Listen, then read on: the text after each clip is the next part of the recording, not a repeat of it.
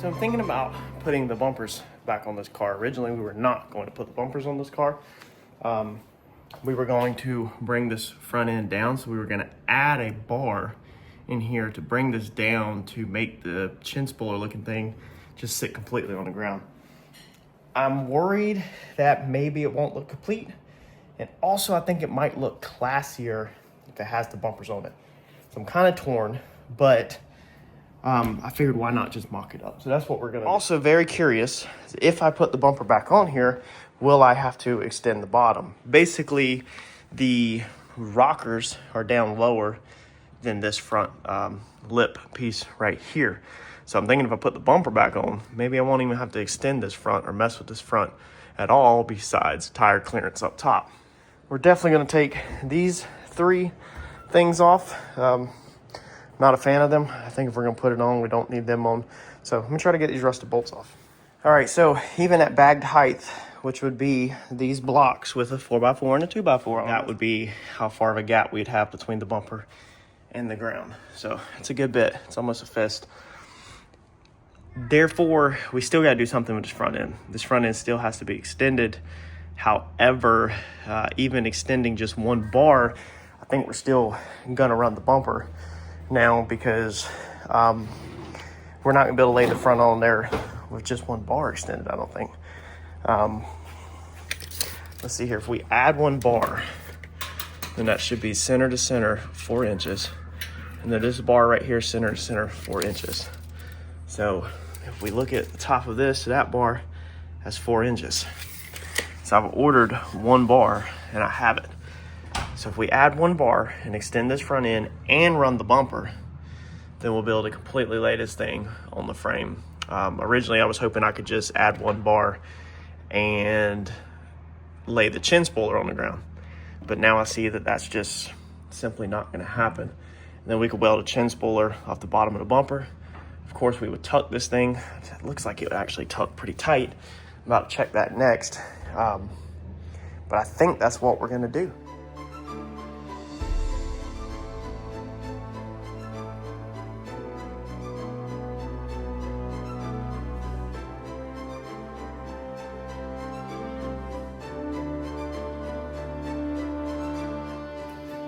All right, so last weekend, we worked on this thing a ton. Mike stopped by, he got me set up, and then, well, I guess I worked on this thing a ton. Huge shout out to Mike, though, for getting me pointed in the right direction, basically. I'm sure I can figure it out by myself, and I tell Mike that all the time, and Mike believes that. However, I give Mike a tremendous amount of credit, basically helping me out, because some of this stuff would take me months to figure out. That thing is wicked. So we had a little bit of an issue with our wheel on this car, and I'll show you here in a second.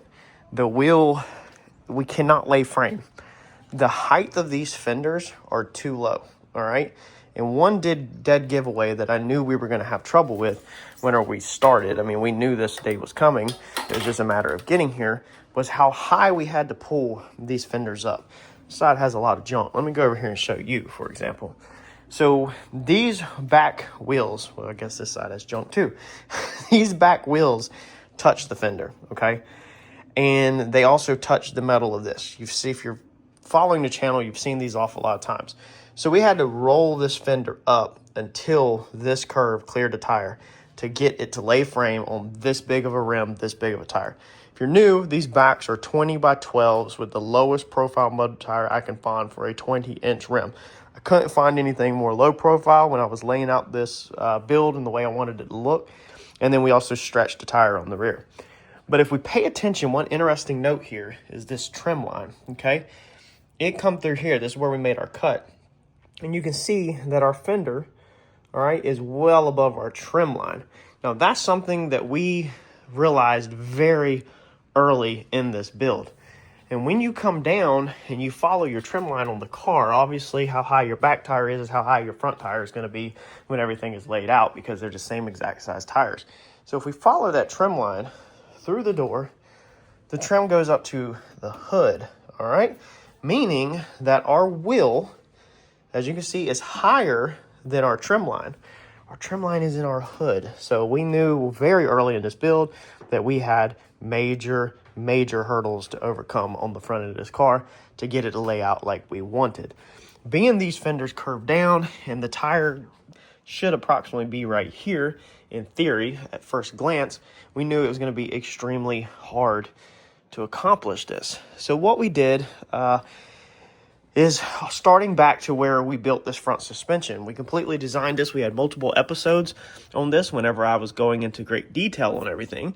And we made this on purpose so that when this laid out, we wanted our tire to kind of go straight up and down like this so that you didn't really have to deal with it being in and out, wearing the tire out.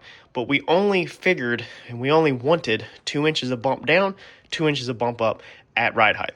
That way when you're going down the road and the wheel's going up and down in there like this, it stays perfectly straight. But we laid the geometry out so that as soon as you went past that 2 inches, it started to pull that tire in.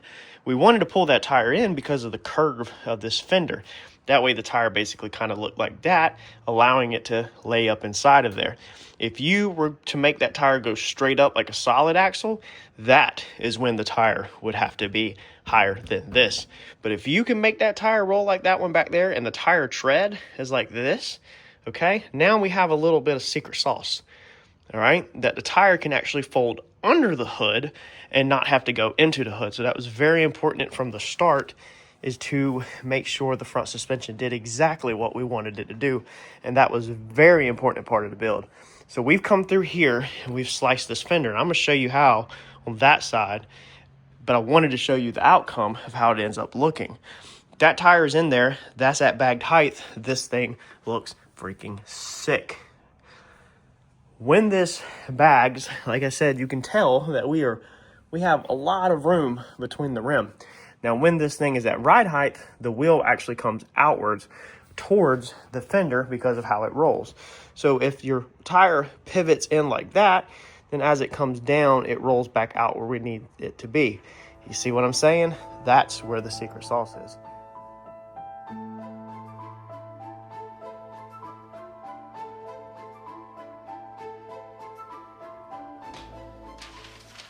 Now, one thing that we did do is when we cut the other side, we went ahead and made a template of that cut.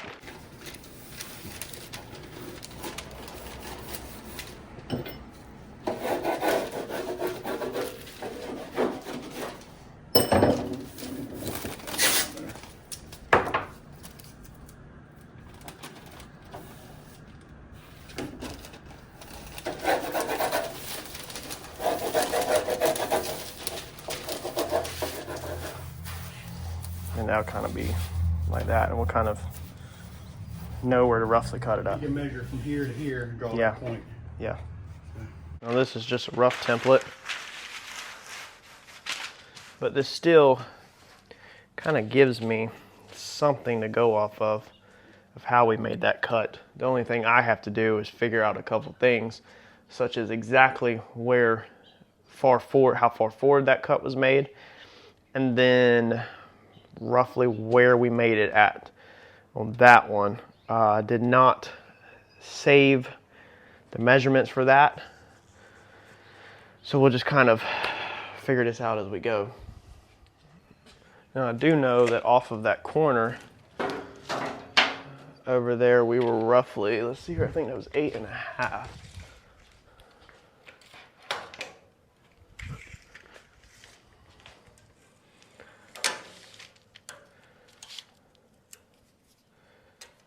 So 8.5 is going to be roughly in here. And then we do have this piece of metal, which is actually going to be backwards. But that gets me really close, actually. Okay, I can see my height on that, because this is the curved piece. This piece right here has a curve in it. It's from the other side. So that's our spacing.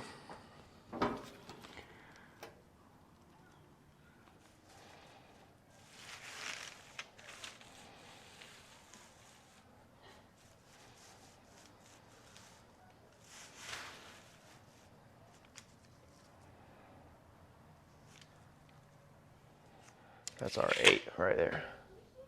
So that point is where that point's supposed to be. This point is the only thing we have to figure out.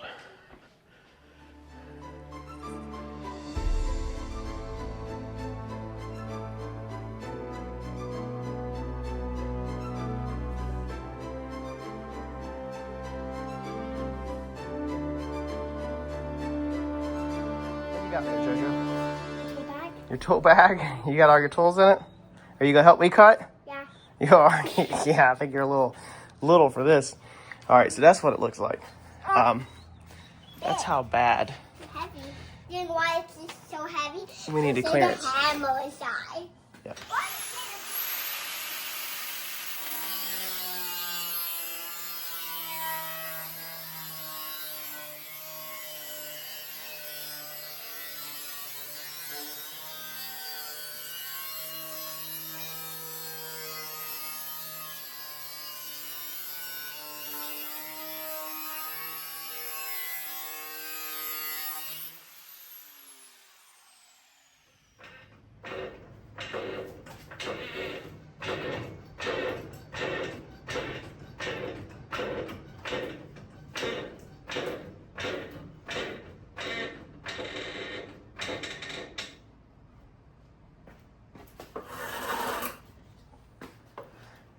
All right, so we, that's all we got.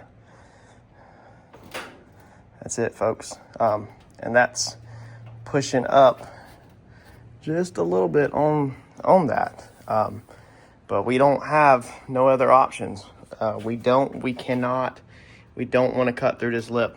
Now, last weekend, me and Mike looked at this and we were going to delete that lip. So what we did is we took this piece of metal on the other side. We've already planned everything out. We spent all the time on the other side. All right. So we had that laying like this, which gives it more of a flatter look. Let me see if I can kind of close the hood. Now this hood does not close perfectly square right now because we still have not addressed the hinges. So keep that in mind, but it's good enough. We're not looking for a hood alignment right now. We were just kind of looking at the look of things. All right. So if we have this piece of metal just under the hood like that, the hood kind of just, this is messing your eyes up, honestly, but the hood kind of just is sitting on top of a table is what it looks like. Now, when we do it like this, and we have this little tiny reveal up in here, first off, the transition is way better.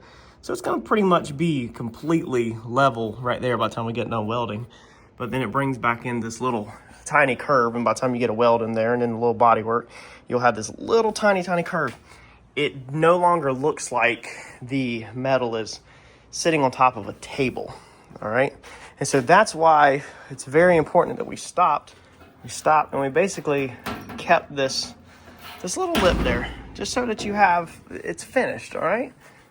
It's just this little tiny finished edge. It's just a little tiny detail. Now this could pose a problem. Whenever I lift that side up with that tire, it does feel like the tire is pushing up on the fender. If so, okay, this is max, like this is all we got. We can't do nothing else in the front, all right? When we go to test this one more time, even though we're pulling measurements, the rear is already at bagged height. These crib blocks are different size in the rear than in the front, because that is bagged height. When we lay this thing back on the ground on the frame, all right, if it's just pushing too much pressure up on these front fenders, then we're already going to put stainless steel pads on the bottom of the frame rail so the paint don't get tore all up. But whether we put 1/16, quarter, or half-inch stainless pads on the bottom of the frame rail, all kind of determines on how much stress it laid out puts on this. With it laid out right now on the crib blocks, it's saying that we're good to go. It's saying that it puts some stress on it, but nothing that's going to hurt anything. So we'll see at a later date. We're going to fine-tune the height of the frame rails based off of how much pressure is there. So what I'm going to do first is try to find the curve. Now I went ahead and put a line here because this is where, according to my scrap metal, this is where I think the other one got cut, but the curve is the wrong direction. But it gives me just a guideline kind of about where we were at on the other side. And I do remember hitting that up there. actually, so that is kind of good. Let's go ahead and notch that, because I remember that held us up. Need to get this hood fixed.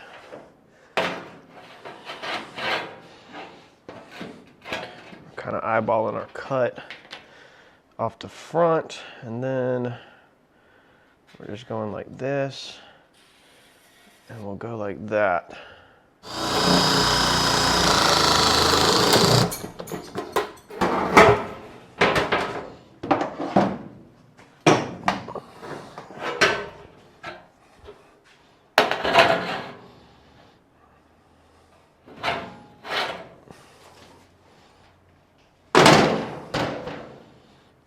All right, so now all we're doing is, now that we can slide underneath there, we want to match our curvature right here. Okay, so our same curves.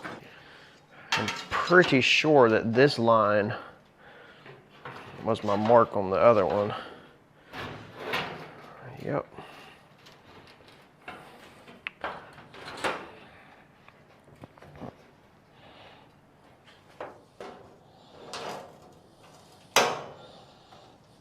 Now, we bent this on the last side. I bent this so that it matched the curve. And so I have not unbent this. I'm gonna work this whole piece with this as a template for where my curves are at exactly.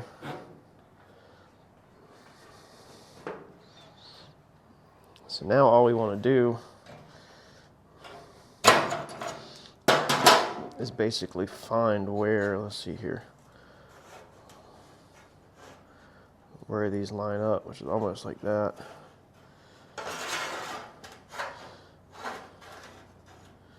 We want to make sure, see, like right there, there's a gap, and we can't get that piece. See, we can't get that piece to fold up, but if we go higher, the curve gets worse there.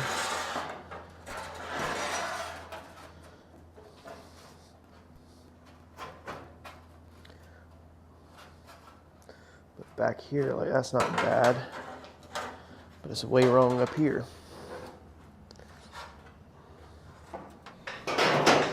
This has to be the most frustrating part, is trying to match left to right.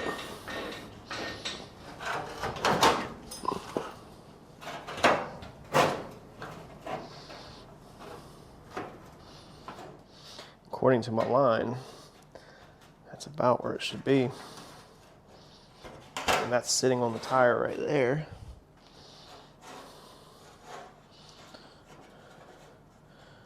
That matches that curve right there. Pretty decent.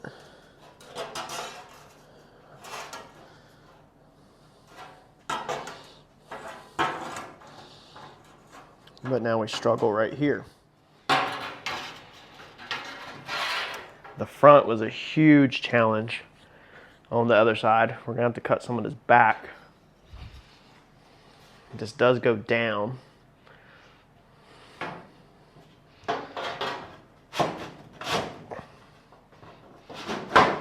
But that right there, see, we're hitting about right here, and we're hitting about right here. So we could form that.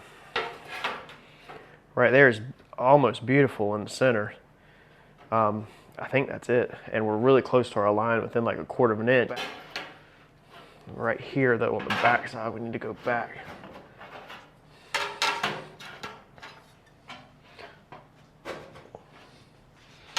And this is all about the change again. So see, that right there looks pretty good. When we squeeze on it, that right there looks really good. That we could pick up a little, looks pretty good. Our keel end up here, that looks pretty good. And the front's pretty good. So I think that's where, and I'm right on my line. So I feel good about that. So let's make this cut. This is gonna get us where now we can start going down. We're gonna make some lines off of it, just to let us know that's where we're going. All right, let's cut that, and then we're gonna start dropping this down until we're under that lip. And then we can start shaping into this. See? Now we're like right there. That's where we need to be. All right. So now, and what we're focusing on is where that cut is. Remember where we made that cut in that tire? That's it, is where that tire hits. That's our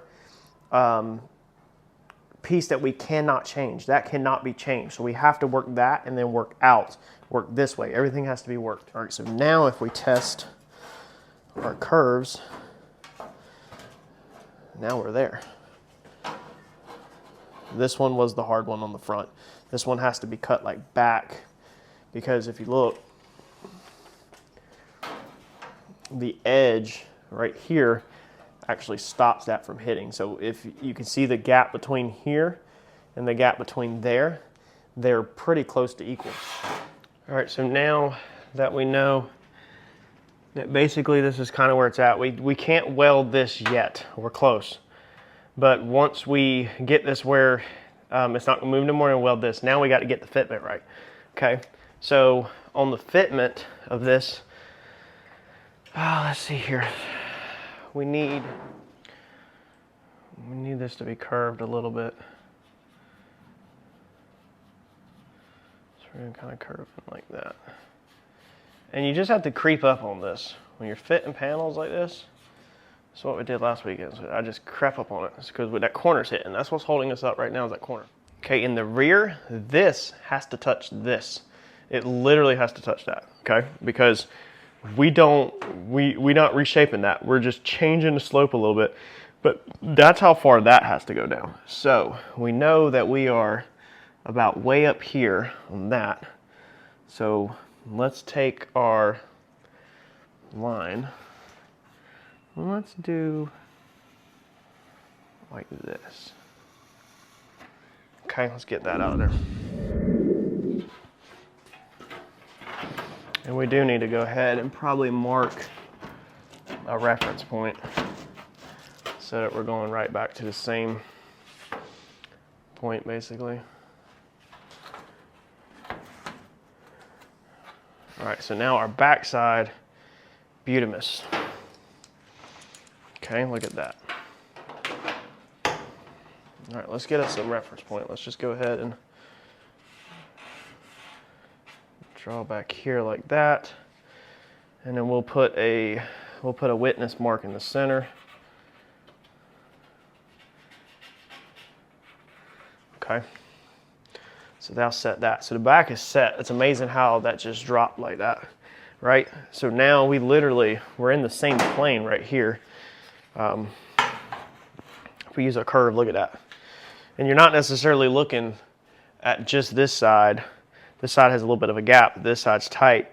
It's because now we have to shrink and stretch and English wheel the metal, which we're about to get to, but look at that. I mean, that piece just flows right over that contour. As we come around here, it should be getting better. Look at that. That's beautiful. Kill in about right here, and then all that's perfect right here. I'm going to take a little bit out of this as we move around. Look at that.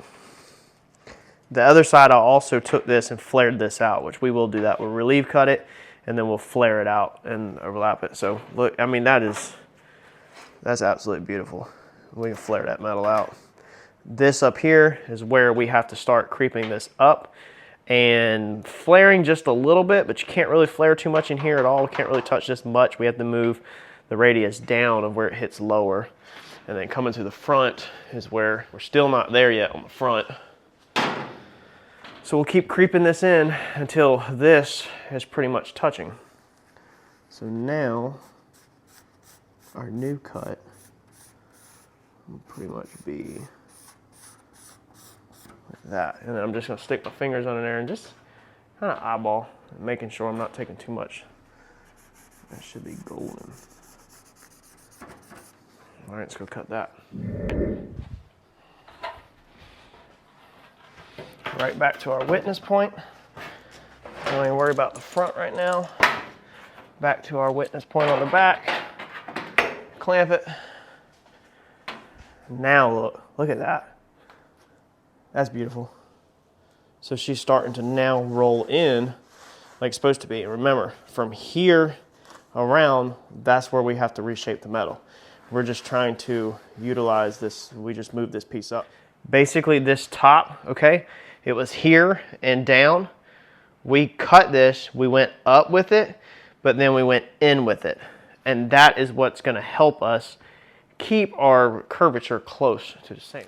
So we're going off the tire. The other side, we completely sat the board on the tire because, oh, another good thing is our crib blocks are 1/4 of an inch too high. They're 1/4 of an inch too high from the frame rail, which is perfect. That means the tire is sitting 1/4 inch higher. It means if we build to the tire, then at ride height, hopefully, or at bagged height, hopefully the tire will have 1/4 between the tire and this when it's laid out. And the tire doesn't move when it's laid out. Keep that in mind. But we want to work with the tire there. So we're not going to be welding anything across the back right now. We can pull that down. But here is where it gets a little bit different than the other side. All right. We want to check the height of this area to that area. Because if you look at the front of the car, we can't have one side higher than the other. So the only way that I can think of doing that, we could measure to the concrete, but I really don't want to. It's not accurate really, I don't think, is we're going to now lay a straight edge across the two fronts and check it with a level and see how bad we're off on this one. Could get tricky because I did shape that side a little bit and bend that side, but as long as we're really close, I should be able to hopefully drop this side down, hoping it will just nail it. But we want to save our settings. All right, we don't want to lose where we're at. So let's put some clamps on this bad boy.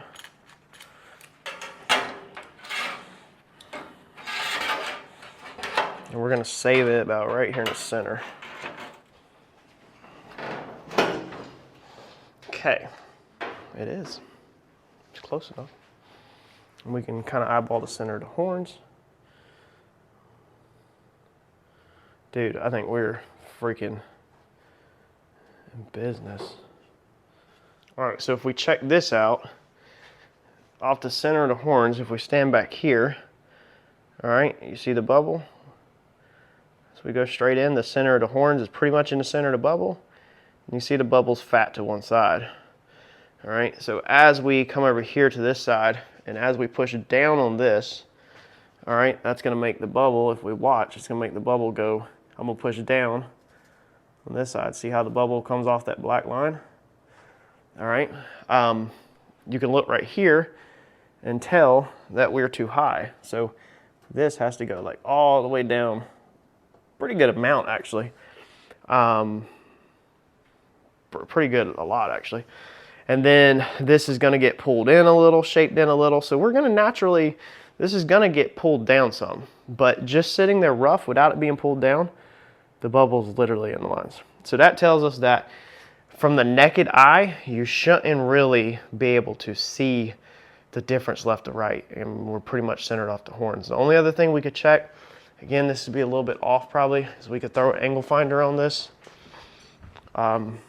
This is where making the second part is harder. Previously, my format of filming was show y'all the first part, not the second part. But now we're doing it reverse, kind of showing you the results, then showing you how we achieved it. All right, we haven't moved the level. So we'll go about right here to the end of the level. So that's about 64 degrees. We'll check this in multiple spots. That's saying 192.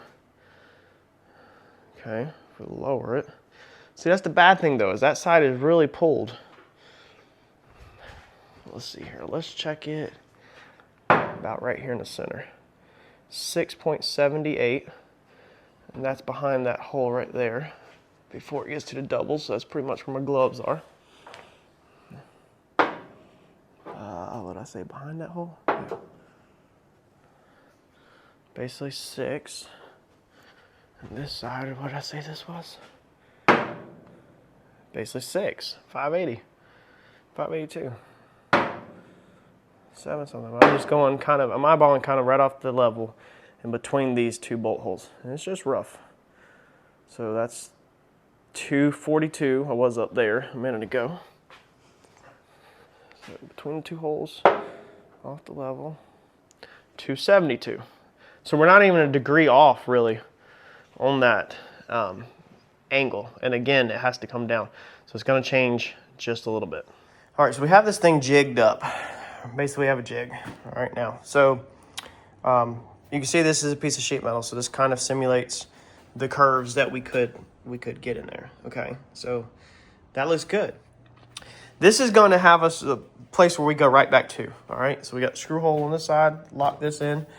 This is easy. The easiest part is up to about the first half, that way is easy. This is not terrible. This is the nightmare. And this can get kind of tricky, believe it or not. I thought I was going to get that all in one hit on this side. And ended up having to do 2 separate pieces to get that all to be able to where it will block out with body filler. I want to take a moment and point out something. On these Clecos I'm putting this in, they actually don't use a 1/8 inch drill bit to do them correctly. So shout out to my Uncle Tim, not Mr. Tim. Mr. Tim on here that donated us the clips is one of our viewers. My Uncle Tim is also a viewer. He sent us, he has passed in the Coast Guard, doing aviation and helicopters and stuff like that. Like very good career in that field. So very knowledgeable in that field. And he actually sent to my dad to give to me these. So these are number 30s, all right? Number 30 bits, cobalt, and these are the correct size for the Clecos. So if you use a Cleco and you put it in, if you've ever noticed that when you drill it with a 1/8 inch drill bit, it kind of drags. Like you kind of have to force it in a little bit and then it pops in. And then when you go to pull it out, sometimes it hangs on the sheet metal. That's because Clecos are actually for number 30 drill bits. In the military, Coast Guard and all that, they have pretty much 0 tolerances and everything has to be perfect. So they have a drill bit that's literally made for the Clecos. So I figured I'd point that out. It's a good fun fact for y'all.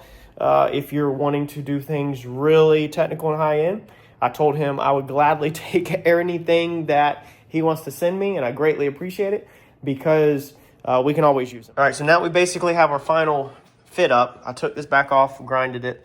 From here on out, we'll be cutting on the car. We should be. So we still have a huge gap here. It doesn't want to go down because the tire is actually holding it up. So we need to now let the tire down some. This is where we lose that height, and this is where we make the tolerances a little tighter than they should be, and this is where that 1/4 inch comes into play for sure. Now that our tire is back down and not holding our sheet metal up, we can come right here and easily push this sheet metal down to expose basically the same reveal that we have over here, which is freaking next to nothing at these double bolt holes. So we're gonna go back to these double bolt holes, pretty much that one in front of it. And we're gonna pretty much set this at next to nothing.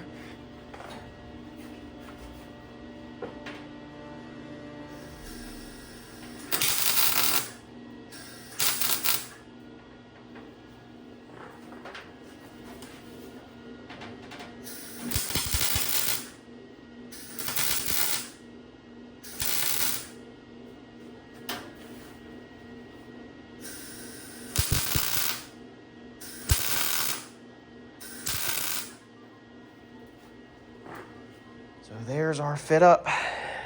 It's kind of hard to see them. They look pretty freaking the same. It's kind of hard to see them because all the distracting metal on this side versus this side has this gnarly cut to it.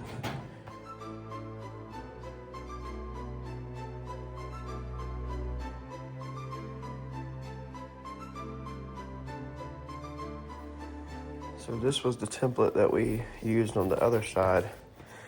And it looks like it will work exactly perfect for this side also.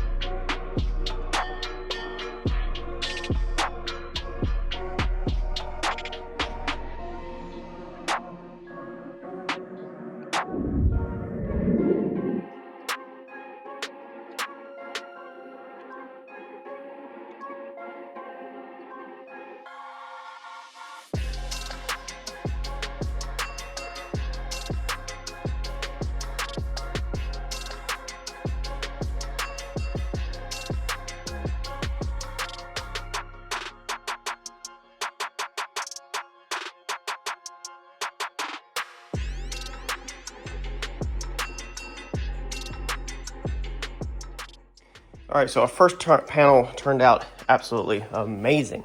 Now, when I'm doing this, one thing I'm looking for, I know a lot of people are going to disagree with this. Like, this is probably not going to be what the metal guys want to hear, but I want my weld lower than my panel. So I want this to be high, and I want this to be high, and I want this to be low, if possible. I don't purposely shoot for that, but I'm definitely not shooting for flush. I don't want that. I'm a body guy, and I understand that if my welds are low, then I don't have to grind the freaking piss out of them, and I don't have to metal work them, you know, like a lot of people do. But this thing is just, it feels absolutely amazing. The transition from here to here is going to be perfect, and from here to here is going to be perfect. We're going to have perfect filler amount here within tolerance of exactly what the filler wants, and these front fenders should block out absolutely freaking beautiful whenever they are done.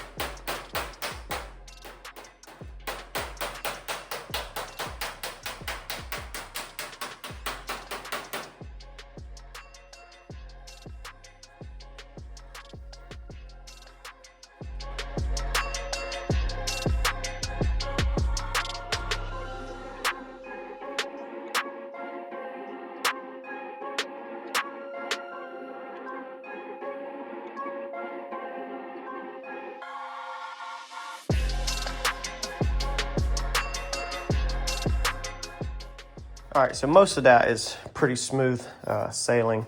We can take this piece off now, but we're just gonna leave it on there. So I did make a boo-boo right there. So don't be upset if you make a boo-boo. I accidentally cut this piece. I always overlap my pieces and then cut through them, and I wasn't paying attention where the bottom one was. Up here is now where things really take a turn quickly. This one was all use of the English wheel, a little bit of shrinking across the top. You can see the marks. So I just put a little bit, run the shrinker over a couple times the edges just to kind of help the metal curve like this a little bit. But it's all just done on the English wheel, nothing fancy at all. This stuff is where we're going to actually have to start forming metal like we did over here. And again, not the most proud of this area right here. This is the tough spot, especially this corner right here. This one gets tough because we're curving this way. And then we also switch to a different angle. So you have a tighter curve here, all right? So your actual length of your curve to the original metal is here, where your length of your curve over here is a lot longer. Now that one over there, we're gonna try to do a little smoother, but whatever works. So what we're doing is we're going to come in here and find about where this works. And sometimes it works better to put it on an angle. That's why this is kind of turned a little bit, all right? Because as you take your, your template, which as you can see, we're still dead on. That matches our curve. That's what we want all the way around. All right. So you can see when we roll it up here, we're way off. So as we start to come down, we can get closer, but now you can see we were seesawing on this edge. So we need to get rid of some of this edge, keep dropping this edge back until we can connect the dots. The same with this, look how bad we are. So we're way off the light. So we gotta drop that edge back until this touches that.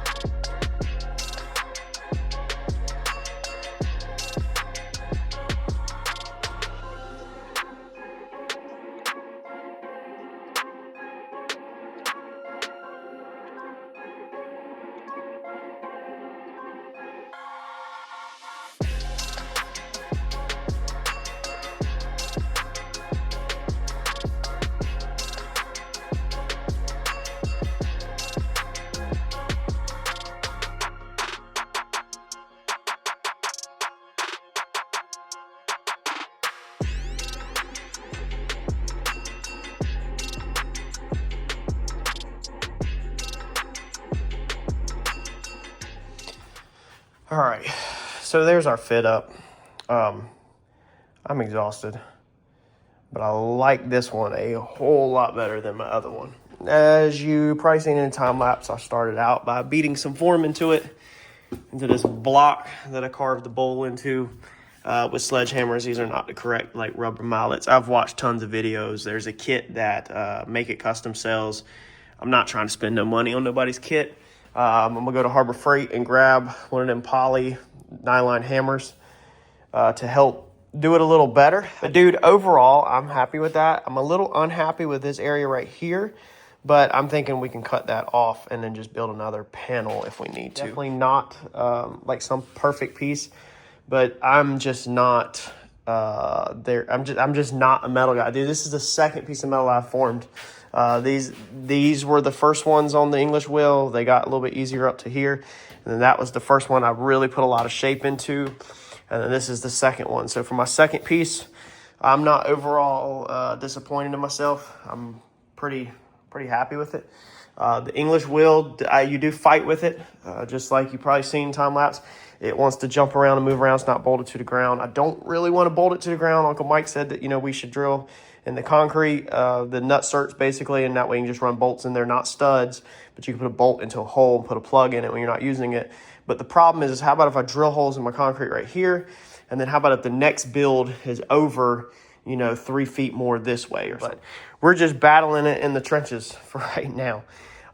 I'm stoked with that. By the time we block this thing out, though, we should be good to go. Let me get this thing cut in and put it into place. And then I don't know how much more I'm going to do today because, man, I'm freaking beat.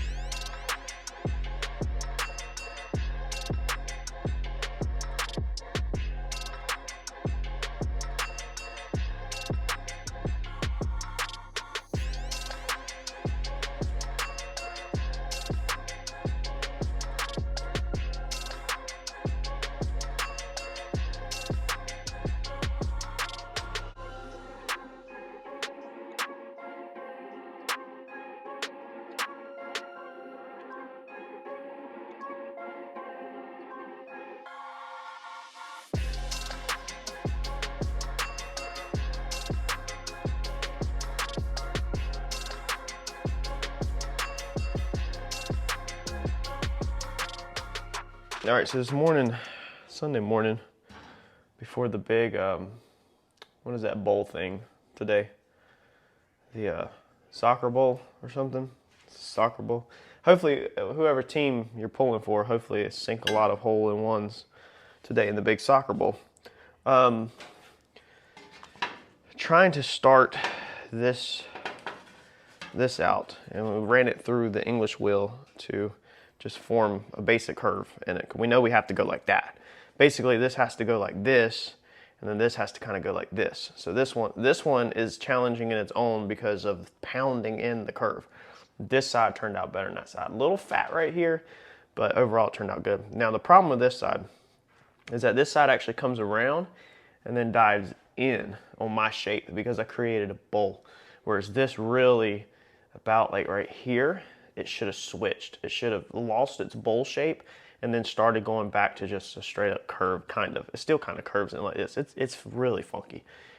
I get this stuff as close as I can. The rest of it, we're gonna be pushing body filler, baby. So we put a basic curve in it, and I just want to notch around the headlight so that I can start bringing this down. I know on the front, using my curve meter, I call it, pretty good over there on that side. So I know my curve should be somewhere in here. I've got them marked on the front. Again, very rough. This is all very rough, kind of fit it to shape. And this one, I cut too short. So we have this awkward kind of curve out, and then it kind of curves in, and then transitions to back out and curves in again. So there's a lower spot in here. So if we can cut some of this out, that's the goal we're going for. If we can kind of cut back into here-ish, like here. I went ahead and welded it in yesterday, but if I can cut that out and get that to roll back, then that would be amazing. So that's what I'm shooting for. All right, I'm kind of shooting over here. And then I'm thinking we'll two-piece this again, just like we did before. But we want to start out by just getting rid of our headlight.